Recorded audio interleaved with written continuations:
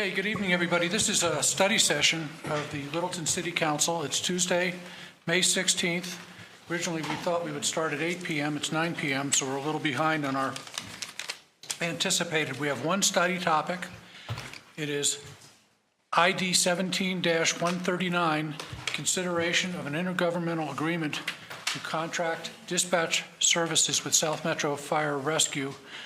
All of us received quite a few different documents on our computers, and they're available. I believe they were available on the computer for other folks to look at. And we're going to be talking about possibly any of those. However, the issue that is before us is really the title of the study session, to consider the intergovernmental agreement to contract, and that is the final draft is the first item on the information that was given to us for study. With that, I want to turn it over. So by the end of this evening, really, that's the thing that we're going to be looking at, is that contract and how we want to advise staff. So with that, let me turn it over to the fire chief to make some introductions and lay the groundwork. Thank you, Mayor. Good evening, Council.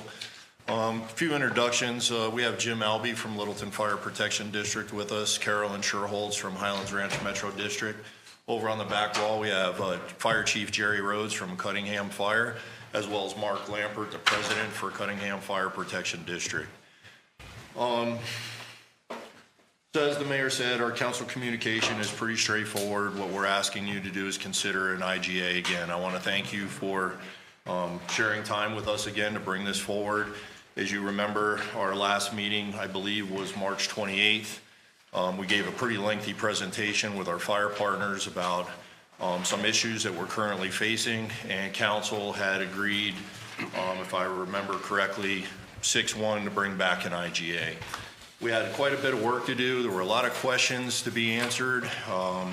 We think we've done a pretty good job of answering all the questions that have been asked of not only council but our fire partners, looking at the IGA, answering questions for our employees as well, which is why our packet is very comprehensive.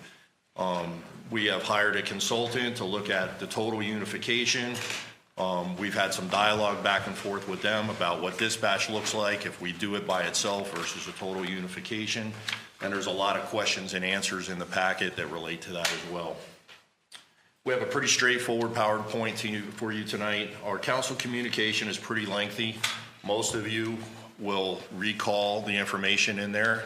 What we did is we brought back information that was presented previously to bring everybody back up to speed. It's been a while since we've been here and had a conversation with you. So we thought it was important to kind of bring back some of that information, other options that we had looked at, hiring additional FTEs, paying more money to our FTEs, pipelining. If you remember, Eric Juan Savage talked at length about some of those other options that we felt just were not viable at the time, and still believe that.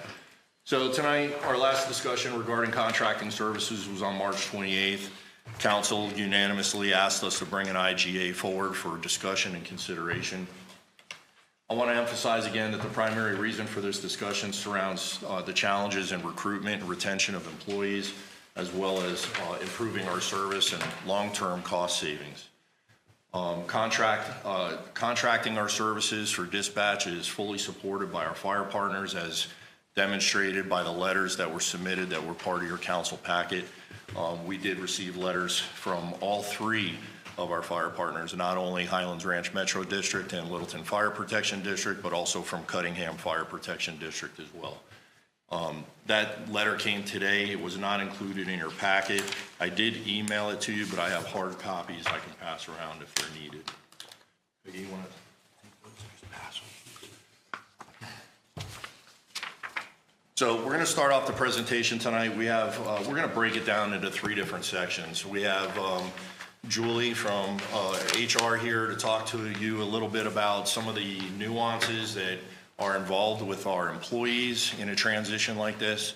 We also have Tiffany here from finance to talk about some of the numbers and what the costs and the methodology looks like and what that means for Littleton. And then I'm going to wrap up with some key points of the IGA that I feel are important to cover with council. A lot of what I want to cover are concerns or questions or things that you felt were important to be included in that contract. So Julie, you want to? Yes. Good evening, Council. So due to the transition, this city is proposing to pay out earned vacation time.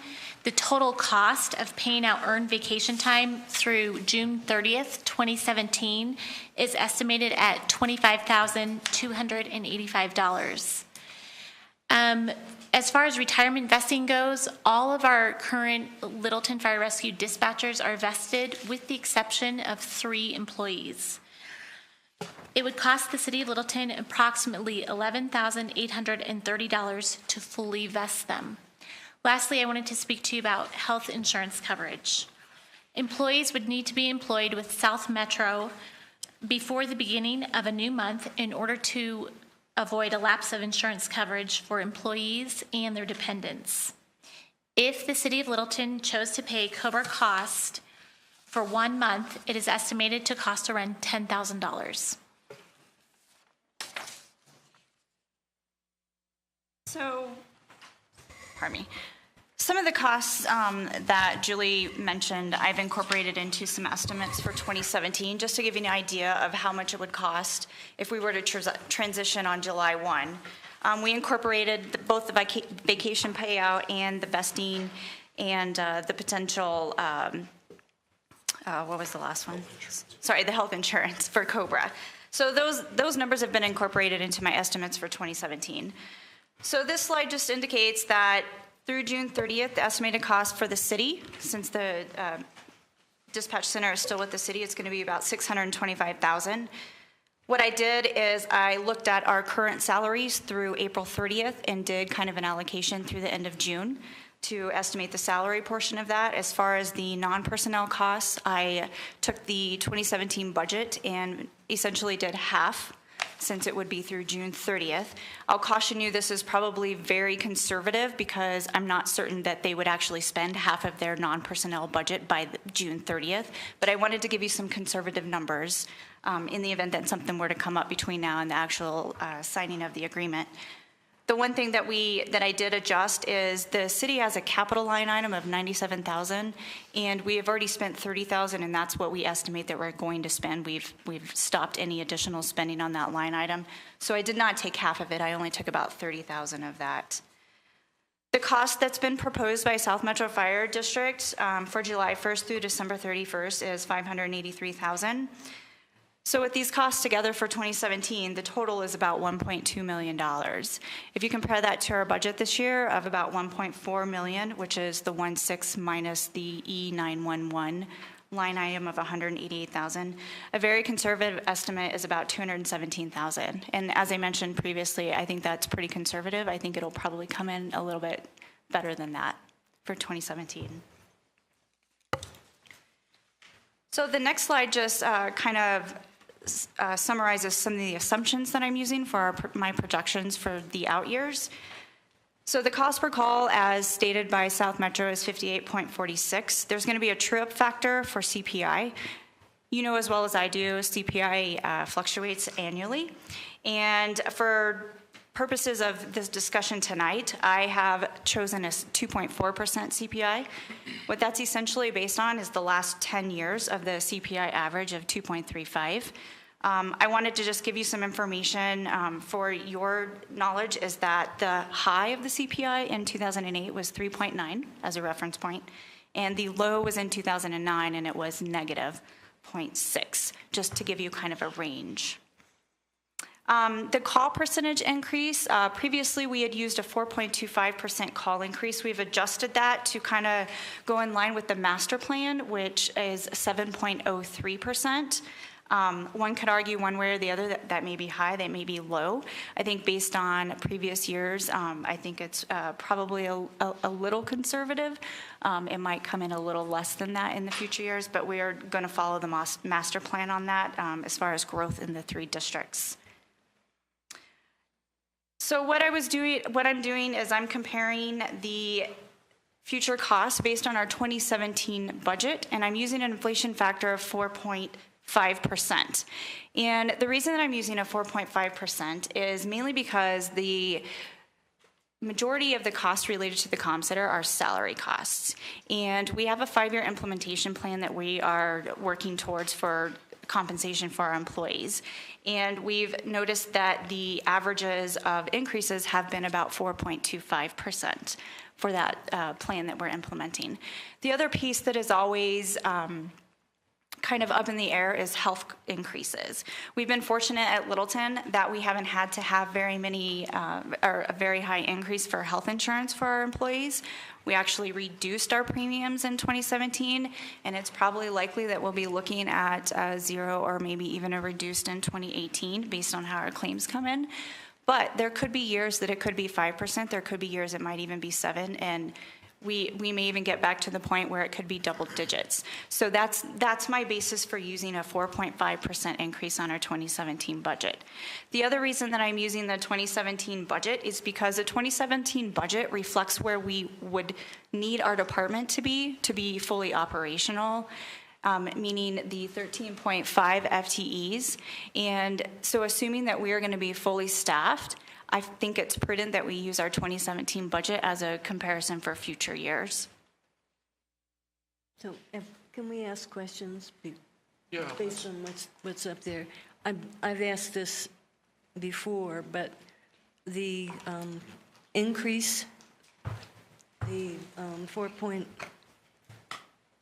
the call percent increase, are those discrete events or potentially multiple calls on the same event? Chief.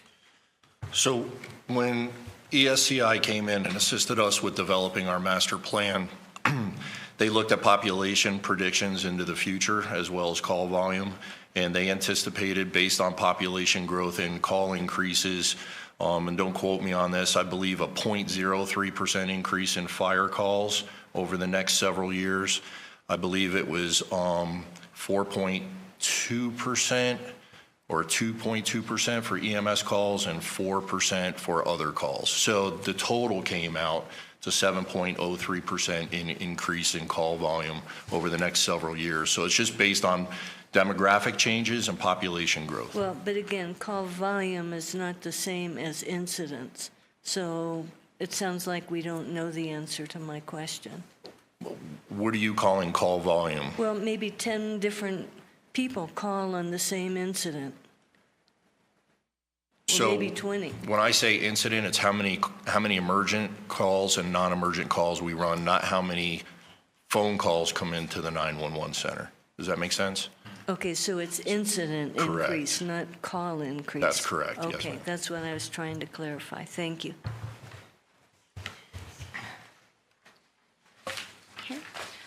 On the next slide, I just wanted to show a graph that kind of depicts the assumptions that I discussed earlier. The 7.03% call volume increase, the 2.4% CPI index, and the 4.5% increase on the 2017 budget. I think what's important on this graph is to see that in roughly 2030 is where the lines would essentially cross based on my assumptions.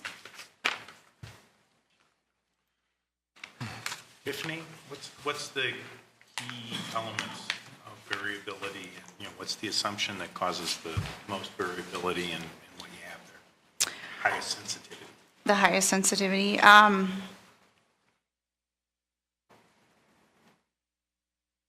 think it would probably be the city's 4.5%.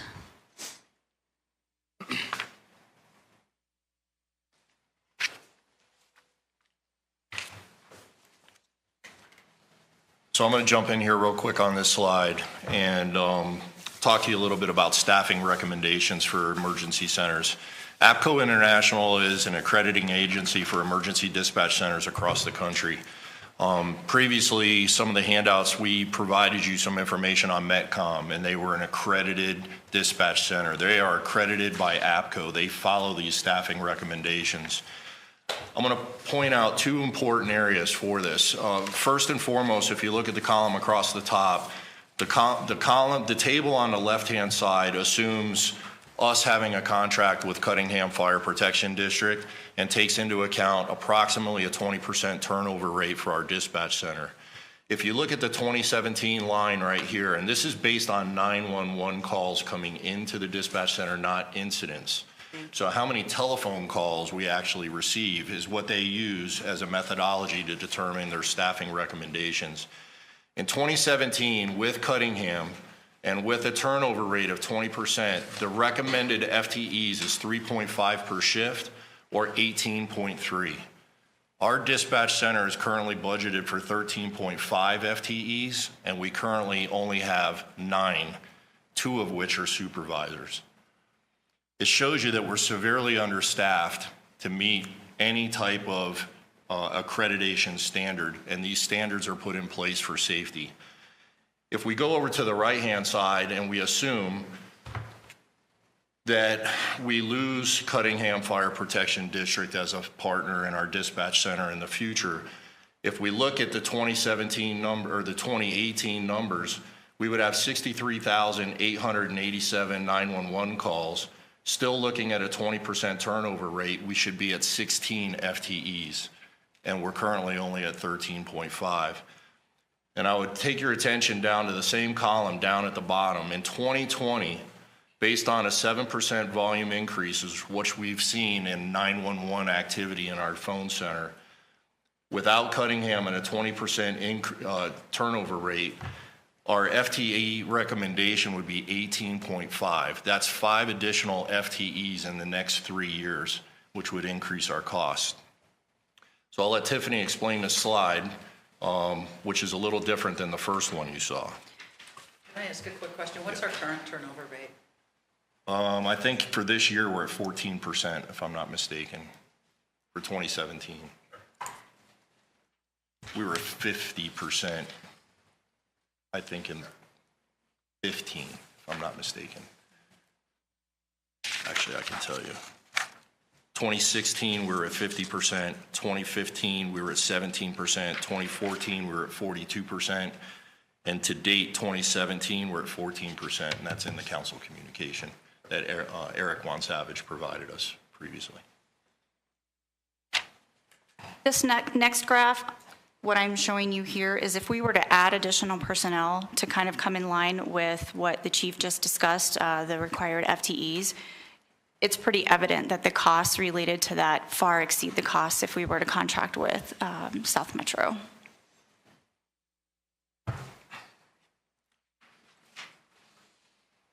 So from an information services standpoint, there's some equipment that South Metro would require we transfer ownership in order to give them the console capability to absorb our dispatchers and provide us contracted services for dispatch.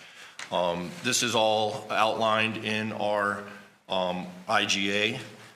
This has been vetted through our IS department and given approval from our IS director that this would not provide any problems for us in terms of transferring the ownership of the equipment. Based on recommendations from legal counsel, this would be part of the ordinance because it requires an ordinance to change ownership, which would be part of the overall IGA. So some important components of the IGA I felt was important to communicate with you that I had heard in our several conversations coming forward. I wanted to make sure you were comfortable knowing that we heard what you said, we listened to your concerns, and we worked through the process with South Metro to make sure we included those areas. In the recital, section 1, it maintains the current IGA with Cunningham Fire Protection District through December 31st, 2017. We have a contract with CFPD. We want to maintain that contract for the remainder of the year. They're currently paying us for service, but at the end of 2017, Cunningham Fire would separate their contract with Littleton. They would enter into their own contract with South Metro, and South Metro's contract would now incorporate only Littleton and its fire partners for dispatch services. That's section 1, or section I and section J. The agreement, the IGA, expires December 31st, 2020. The IGA that we're talking about is a 3-year term. 1B talks about early termination that I think was Councilmember Cernanic's. issue that he had brought up is, you know, how do we have an out? And we have a 12-month cancellation without cause built in. Section 2 is probably one of the most important sections, in my opinion. It's the scope of services, and it basically states that it provides the city and its fire partners the ability to maintain sole discretion to provide run cards to METCOM. That means we get to dispatch our units the way we want them dispatched in the areas that we serve. Cuttingham dispatches their units differently than Littleton does today. They tell us what they want dispatched on a structure fire. We build it into the run card, and that's the service we've been providing them since 2008. The only difference is somebody would be doing it for us, but we would maintain sole control over that. We do not lose any ability to oversee how we respond to emergencies, what resources we send to different types of emergencies.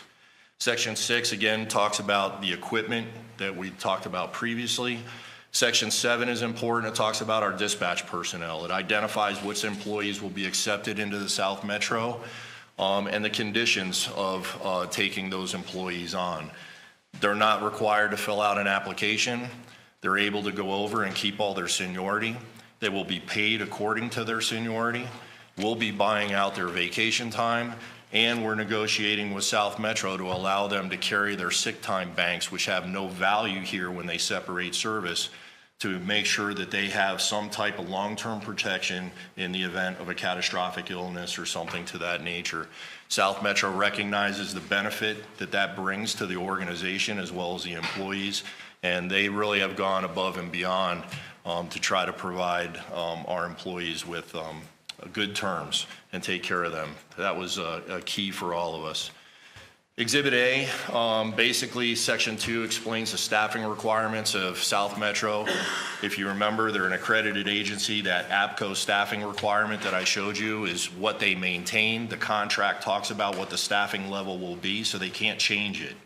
We can't sign an IGA, ask them to provide a service.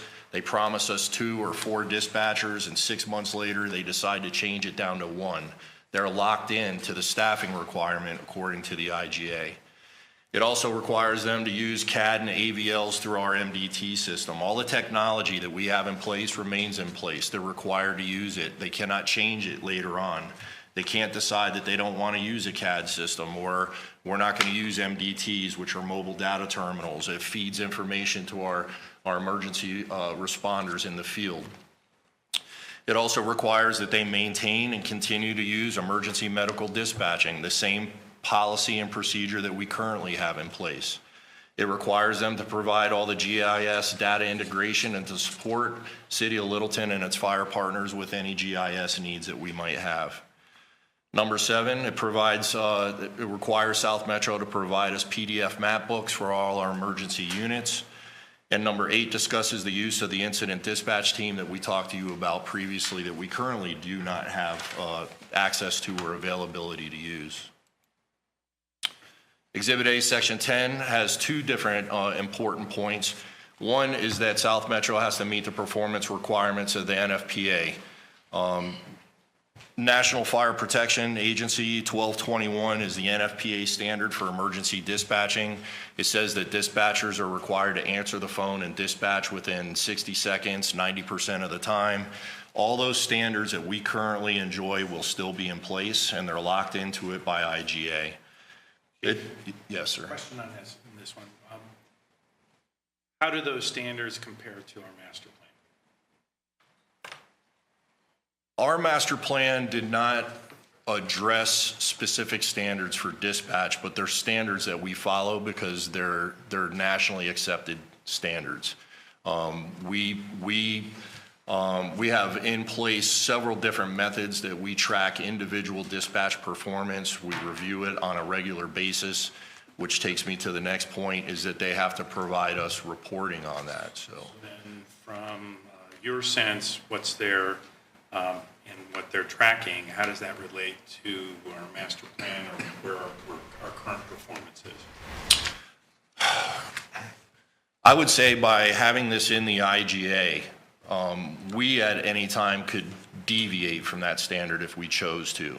If there was a certain standard that we were following that we could no longer follow, It's a recommendation, and we could choose to back off of it. South Metro can't because it's written into the IGA. They're required to perform to that standard for us.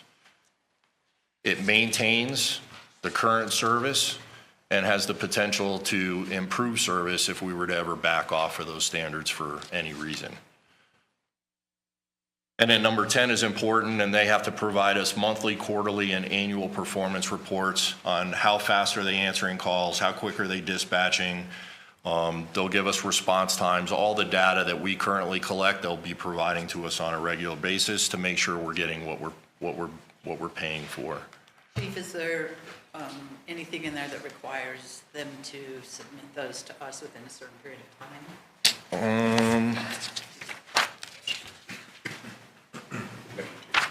I have it here. Let me just look They're in the through. mail.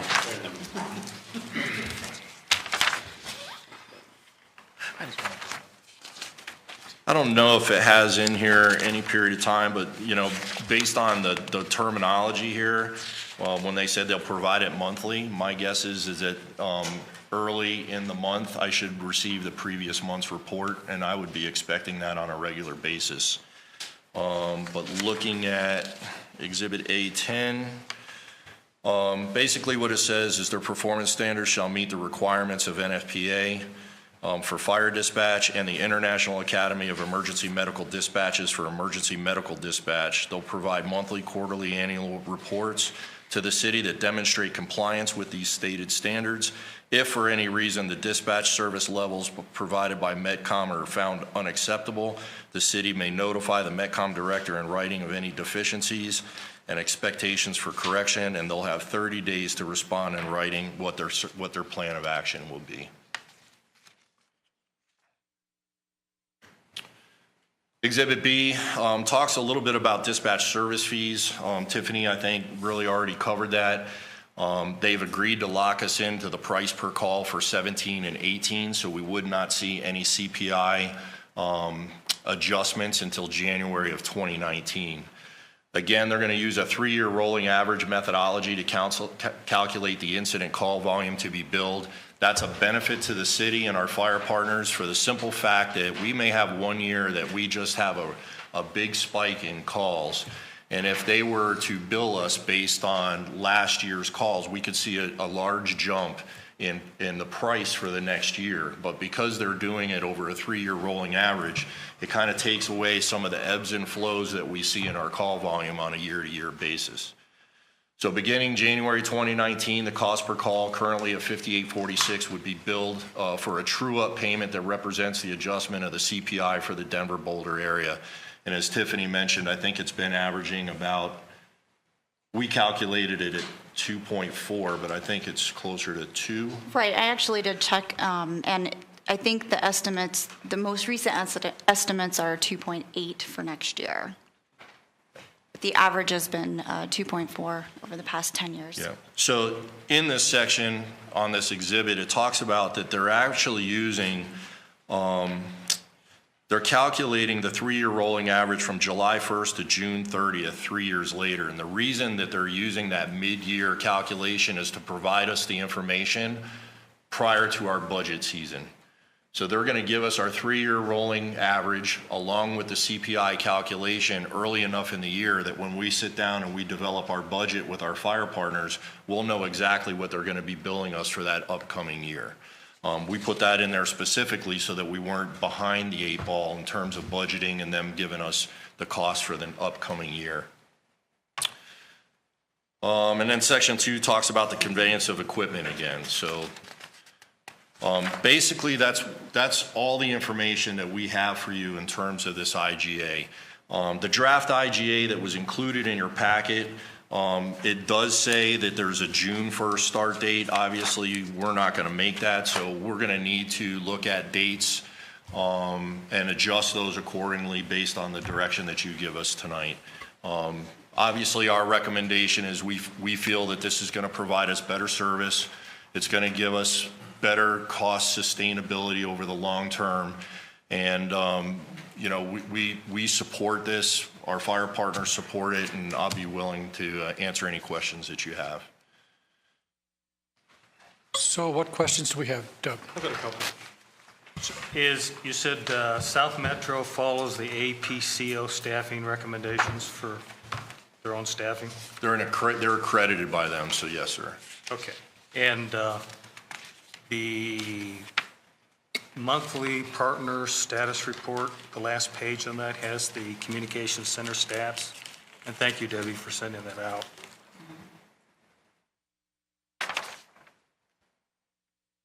It has the calls, 911 calls, 10.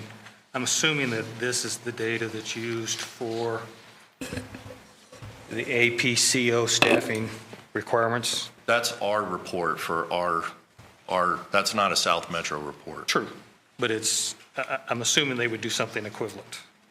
They use 911 call volume. So the report that was provided in your packet from Aapko, our dispatch manager went in and plugged in the numbers of how many hours we fill and used their calculation that provided the information that's in your packet. Okay, so does South Metro use the same methodology?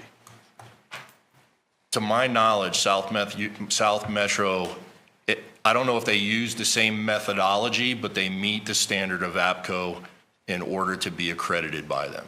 Okay, because, Peggy brought up that there's a difference between the number of calls that are answered by dispatch and the number of times that somebody is dispatched.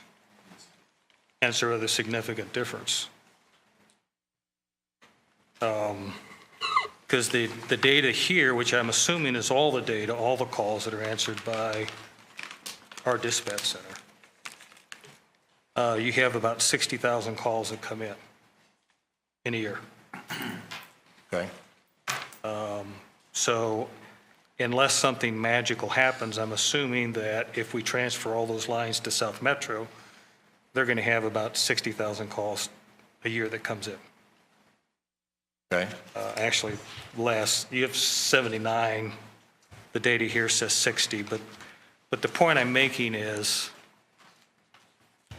there's a finite number of calls that come in. It's going to be the same number of calls, whether it gets routed to South Metro or whether it comes into Littleton Dispatch. And that number of calls has a methodology for determining how much staff there should be. And you're making the pitch that we don't have the number of staff that we need to match the volume of calls that's coming in. That's correct. Okay, and I'm assuming that South Metro would staff based on this same methodology. South Metro currently staffs 4 full-time dispatchers on each shift, and they'll be expanding that to 6 if we unify and contract services with them. Assuming that's based on whatever the calls is. So the question I'm asking is, how long is South Metro going to subsidize us? We have a 3-year contract that's proposed for an IGA. If they're using the same methodology for staffing, they're paying dispatchers more than what we're paying, they're using the same radios and the same workstations, then they're obviously offering us a deal where they're subsidizing the costs for a 3-year period of time. Otherwise, they couldn't do it cheaper than us, unless there's something else happening here. So how long do we think that South Metro is going to be willing to subsidize our costs so that we have something lower? Because what we're proposing here is to take everything, transfer it over to South Metro. They subsidize us for a contract for 3 years, but at some point in time, they're going to have to start charging us what it costs to provide the service.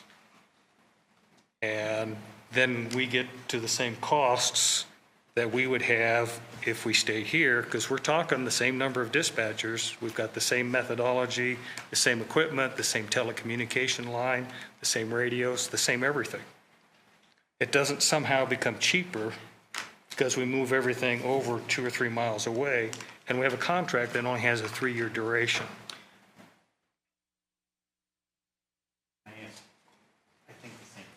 Okay, you want to rephrase it? Same question, don't answer. Don't answer it again. Let him answer Doug's question. Yeah. I'm going to ask it a little bit differently, which is. Well, let's see if Doug gets an answer first. What's different, Do you have an answer for Doug's question? I do. Okay, let's hear it.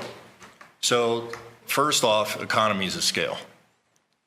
We have to hire extra dispatchers to cover vacancies, vacation time. They have them already built in. They are not subsidizing us. We're paying on a cost per call basis. They charge us cost per call. It's based on CPI. We had two choices, if you remember correctly, when I came to you, and we had a choice of paying by FTE or cost per call. My choice was cost per call because South Metro has several areas that they dispatch for that are still growing that will require them to hire more additional FTEs that we would have to pay for that would not benefit us if we went that route. Therefore, I chose a cost per call methodology. So regardless of how many FTEs they hire, we only pay on a cost per call basis against whatever CPI increases we see. So they are not subsidizing us. We're paying for the service that they're providing us. Well, if they're using the same methodologies and they're hiring the FTEs that it takes to handle the call volume, using the same staffing recommendation and the same policies that we do, then they have to hire the same number of people to handle the calls that we would have to hire. I said I don't know if they use the same methodology, but they staff to an equivalent that allows them to be accredited by Aapko. I don't know what methodology they use. I don't know how they determine how many FTEs they need to have on a day, on any given shift to dispatch all the entities that they dispatch for. I leave that up to them. I know what I'm getting in terms of contract service on a daily basis, and it's better than what we're providing our people today. And there has to be a reason for it, and that's what I'm trying to seek here is... But I don't think that the reason has to be an ulterior motive. I think that there are cities that contract services for a lot more than dispatch that do very well.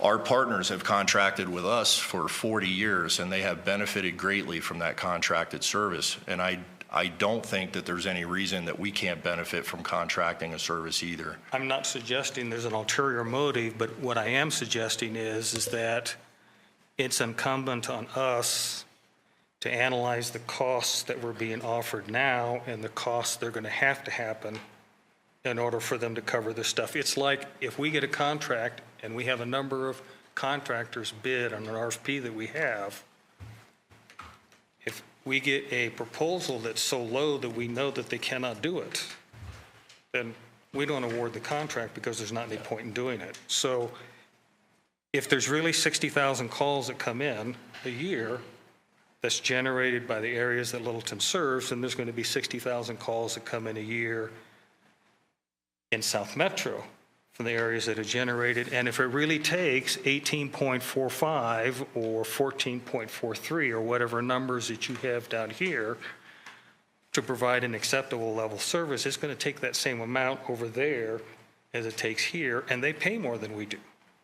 So we're either taking advantage of them because they're too dumb to realize that they're undercharging us, or at some point they're going to recognize that and the costs are going to go up dramatically because they have to. If we can't provide the service at the cost that we're doing now, then they can't provide the service because they're paying more. They have more stuff, they have higher wages, they have the big trucks that they drive around for the incident dispatch center. There's no way that they can provide more for less than we do. There is no economy scale because it's based on the number of calls that come in. Should we give Phil the chance to ask the same question? No. Thank you, Jerry. Chief, Doug raises a good question, I think, which is it would behoove us, I think, all of us, to have a better idea as to how they can charge us for something that costs us more than what we're seeing. Now, I don't know how deep we have to go into something like that, but one of the things that the Area Agency on Aging did with regard senior transportation in working with one of the contractors, they were having some similar issues. Turnover was hampering their ability to run routes. do routes for senior transportation. And he said, the problem is you're just filling seats. You're hiring to fill seats, and what's happening is turnover and training are the cost elements that you're eating. So even though you might be talking about trying to staff to a particular FTE, what they did was they increased their entry compensation. And what that did is it reduced turnover and it reduced training, and actually, in the end, reduced their costs. And they said, thank you, that was a great idea. I don't know if that same similar kind of thing is true, but is it training, infrastructure, and turnover that is impacting their cost structure? And maybe their magic is they have a mass level that is conducive to something that we are running short of as far as a mass level. I'll tell you that they currently employ 17 dispatchers, and they're getting 9 more with us. So that's going to put them at, 26 dispatchers to staff a center that we're doing with 8. So, you have the economies of scale. We don't need to rent and purchase laptops. We don't have software purchases. We don't have licensing agreements. We don't have telephone lines to support. We get rid of a lot of those extra costs that are already built into their system, and that's how they're able to provide the service. I've worked with them for months. I have no reason to feel that they're not being honest and forthright in the service that they're able to provide or the cost that they're able to provide it. I think our finance director has done a very good job of analyzing the numbers and has provided you information with what that looks like. I will tell you that even if we tried to keep it and staff to the Aapko standard, our facility will not house that many people. One of the NFPA standards that are recommended for a dispatch center is there should be a restroom and a break room. We don't have that. There are several other factors that go along with this other than just the cost and the service. It's our ability to expand and grow with the demand that we're facing on a year-to-year basis. So, the economies of scale is a significant thing. We don't have to hire relief staff. They already have relief staff. When we meld our employees with their employees, they're able to provide a level of service that we just simply cannot provide. I think another thing that I'd like to add to that is with the estimates of the 4.5% increase on the 2017 budget, that does not incorporate any additional staff. We know that our call volume is going to go up in the future just based on growth. So bear in mind that there is no additional staff included in the estimate. So if you really want to look at it that way, the costs for the city are definitely going to be even higher than probably what we're depicting here. Additional questions? Chief, just as I was trying to think through Doug's issue and Phil's, another way that may account for it is I think they have a certain amount of fixed costs right now, and a certain amount of mission, and they can expand their mission with the marginal things that we're bringing in and keep the costs down until at some point the mission's going to expand, it's going to absorb all of that, and it will take more marginal, to come in and support it. And that could be 3 years or 4 years down the road. It's hard to know. But at some point, they will have to expand because they can't take it out of hide or whatever you want to call it.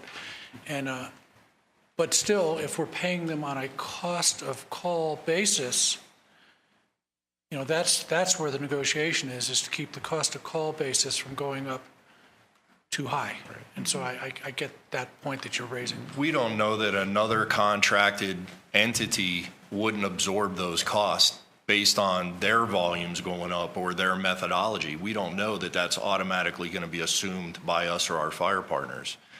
If they're dispatching for, West Douglas County and their call volume is going up and they're on an FTE basis and they have to hire people, they're the ones that are going to pay for that, not us. That's right. And that's why we elected the cost per call methodology. They're paying the big cost by the FTE. That's correct. Yeah, I get that.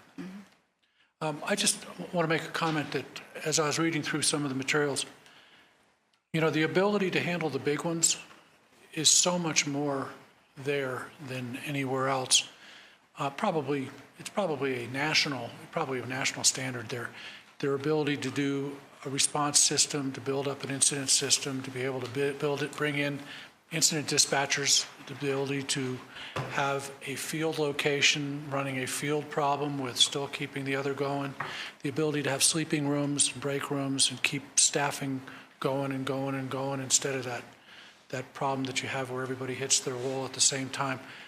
We have none of that. And I mean, I just want to acknowledge it again because I see that from a professional point of view that's a tremendous advantage, and it doesn't play out.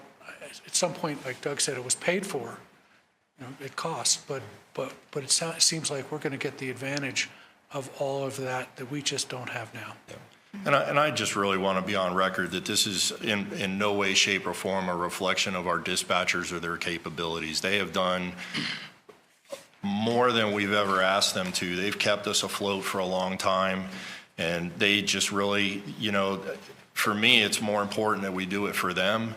And there are some people that, we have Tracy here tonight, and, her and I had a long conversation, a heart-to-heart, and, she's not overly excited about this move. She spent how many years? 30 years. She wants to retire as a Littleton dispatcher, and I understand that. But this is a serious issue. This is about service to our community. It's about safety for our firefighters. I wish I could make that happen for her. But I can't. I think that this is the way that we need to go. I strongly feel that this is going to provide us better service.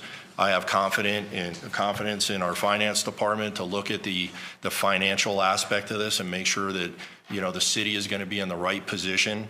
I have an obligation to not only take care of my firefighters and keep them safe, but make sure that our dispatch employees are getting time off with their family and getting the things that they need to be healthy and happy employees. And they've done their part above and beyond what we've ever asked them to, and they've kept us afloat. And I just strongly feel that this is the right thing for us. I know it's a hard decision for council to make. There's a lot of history here, but I tell my firefighters all the time that history lives in our hearts and our minds. And just because dispatch goes away, our dispatchers, we're still going to hear their voices. They're still part of our family. It doesn't matter where they do the dispatching from, but I strongly feel that this is the right thing for us to do. Bruce? Can I make a proposal? If we're going to go forward on this with an IGA, and we're doing this based on the cost data that you've given us, then I suggest that the IGA be for a term that goes out to 2030. What? 2030, which is when the lines cross. 2030, 2030, or 2030, which would be 13 years.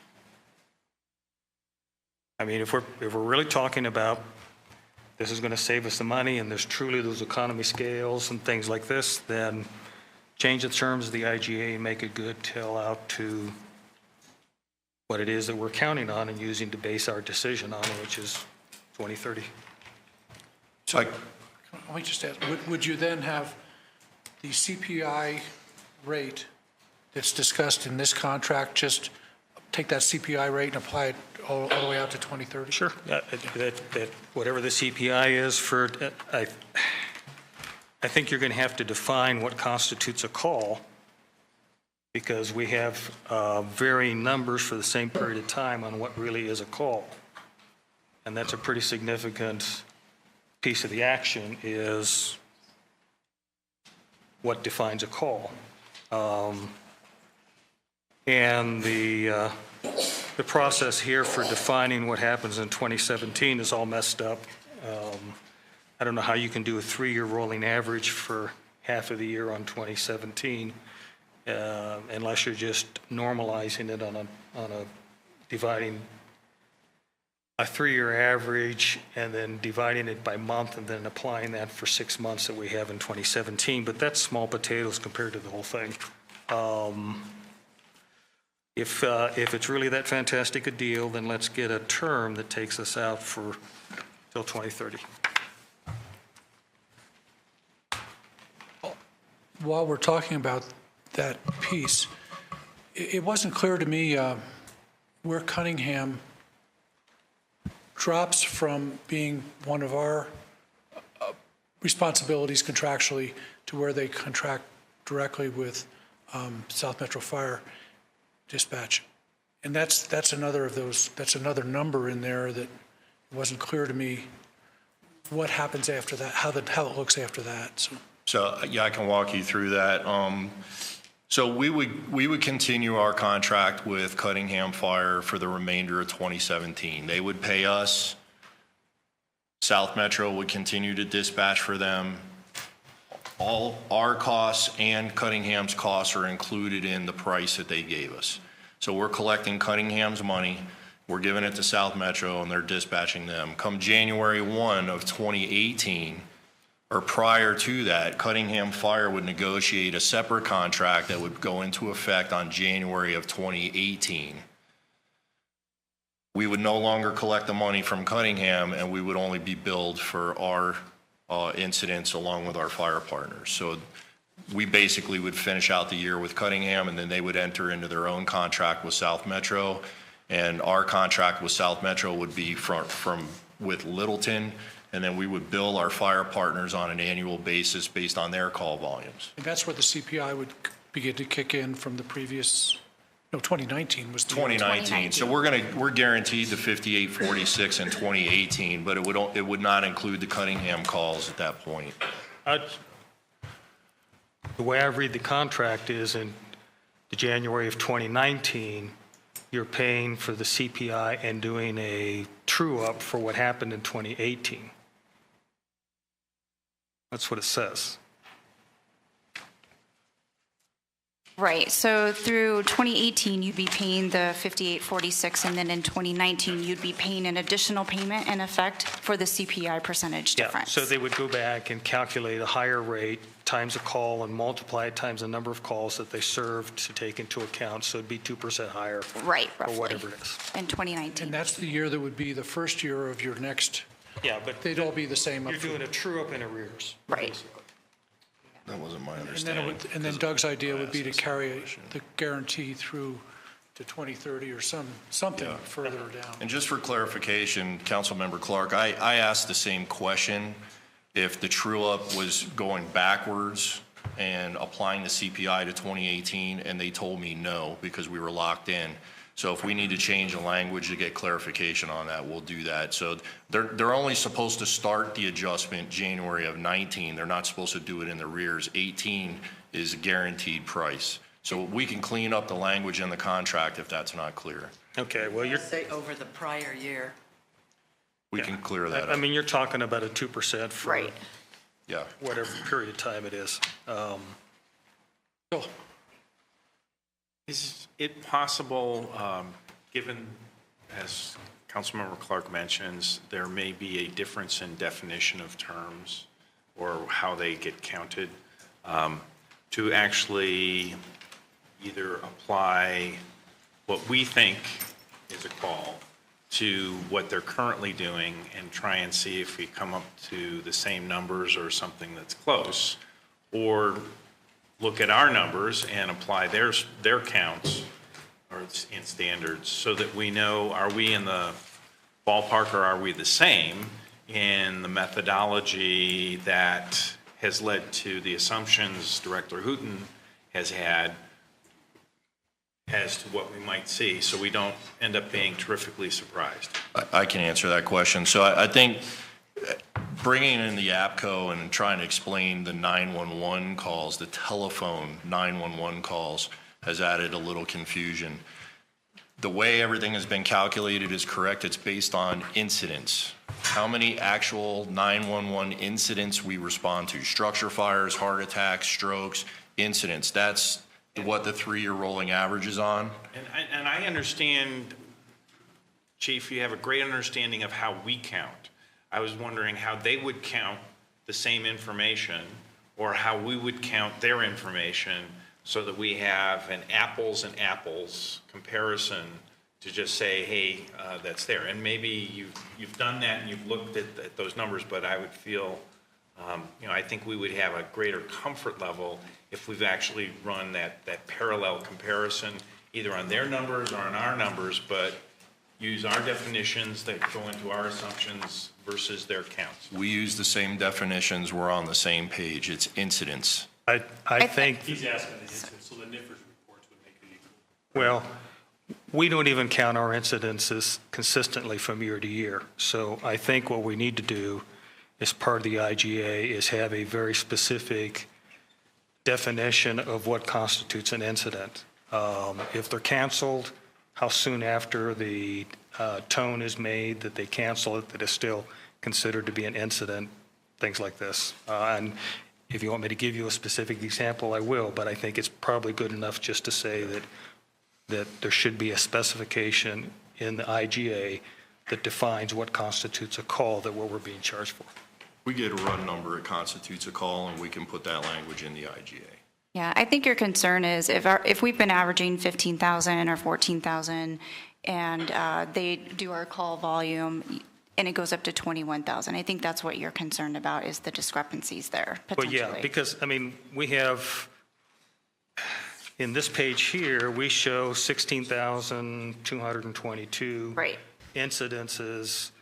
In the questions and answers, you have down 15,700 and something. There's probably some small differentiation of what actually, how long it is before it becomes an incident. Yeah. I just think we need to get that defined and make sure that that's in the language so that we know what's going to be happening. If I could interrupt just for a minute, just by our protocols, if we go past 10, we have to have council consensus. So I want to look around and make sure council's content with continuing on with the discussion. Okay, got it. Any other questions for the chief or for Tiffany? Peggy? Yes, it's probably the time of night, but I think I didn't hear something correctly, or else I heard it correctly, and then I have a question. So our current staff are going to be at the facility, is that right?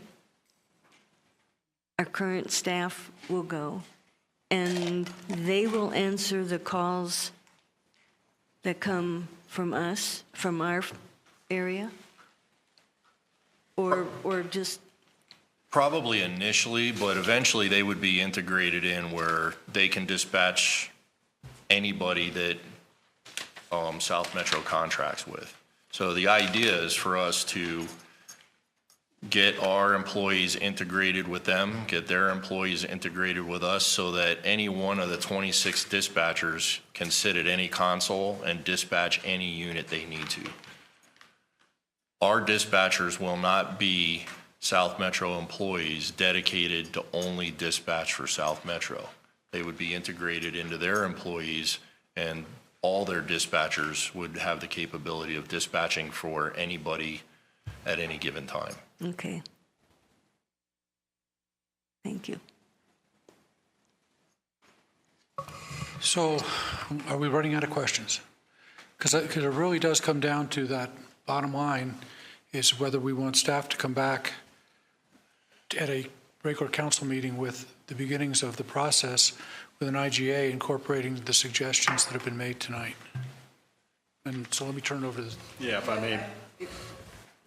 If our partners had any comments regarding it. yeah, no, it's open, yeah, please. And just for everybody's understanding, the partners would like to do this. I mean, they've sent a letter to council asking that we move toward this with whatever speed is appropriate.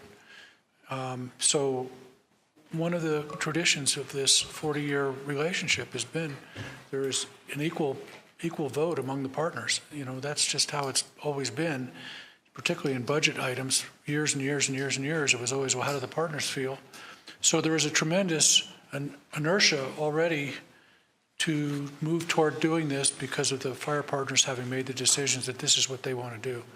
And so that's the two fire partners. And then Cunningham, who's been our client for a number of years, has indicated, you know, not something you'd want to hang your hat on, but indicated that this future with South Metro is something that's in their future. And so they may not continue to be our client at all. So these are the realities. Just want to make sure they're on the table.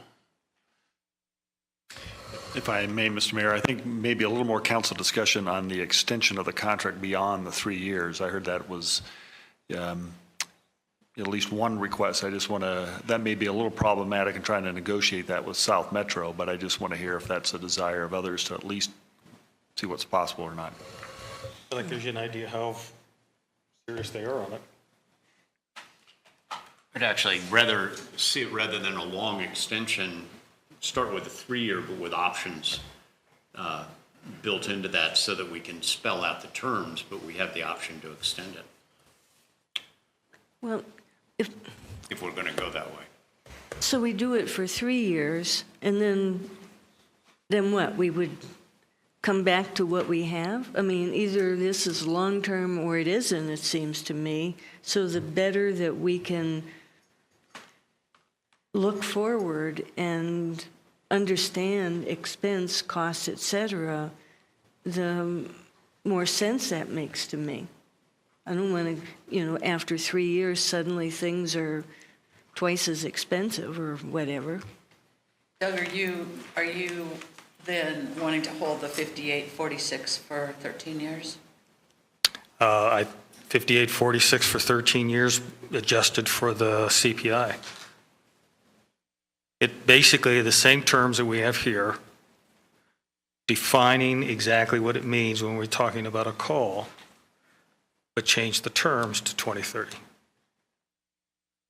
I mean, my issue is I don't think that they're going to. I don't see how they can offer this rate without subsidizing it for a period of time. I don't think that they're going to subsidize it for a very long period of time. If they're willing to go to 2030, then I'm wrong, and it's a fantastic deal for us. What I don't want to get in is 3 years into this, and we've transferred the ownership of the equipment, and we find out that our costs are going up. I mean, part of the reason that this is being sold to us is it will be more predictable costs. Well, if we have a contract that terminates in 3 years, then it's highly unpredictable. We have no idea what will happen after the 3 years. Let's make it predictable. Mark, yeah, I'm okay with a longer term. Whether it's 13 years, I'm not sure of, but a longer term of some sort, just to give us more security on this. If I may, Chief, is the 1 year early termination, is that a mutual right in the agreement? Yes. I believe it is. Either party. If that happens, then we need to get our equipment. We need to have a clause in there where we can recover some of the cost of equipment. Take our toys and go home. Yeah. Yeah. I mean, if they're willing to maintain the price, then this is obviously a good deal.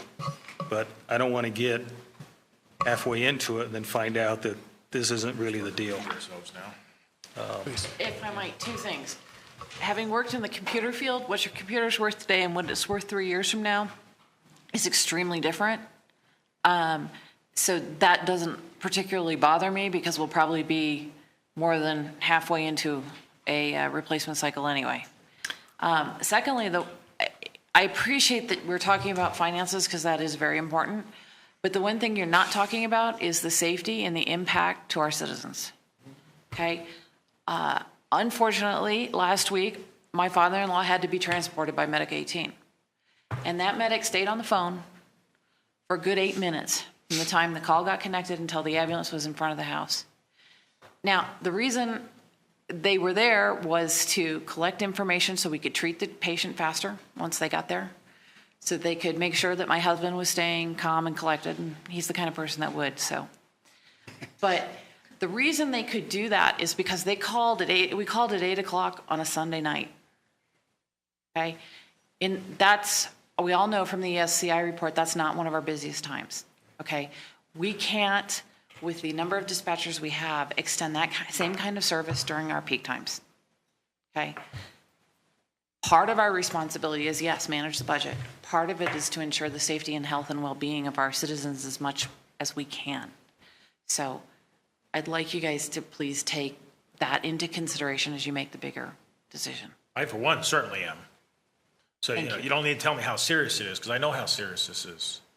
I also know that paying for it is serious business, and that's what we're trying to get at. The chief has made it more than clear over the years how important these things are. So don't think that this, at least in my part, that it's not being considered. I'm sorry, Mr. Mayor, just one last issue here. It sounds like there's consensus probably to move this forward here to first reading of the ordinance, which would be June 6th, if I'm not mistaken. We'll try, I'll work with the chief, others will look at, see what's possible here for maybe a longer term. One last piece. There are some, if we're going to take this next step here, we are going to have to sit down with the staff at the dispatch center. I've talked to the chief here this afternoon about some of this.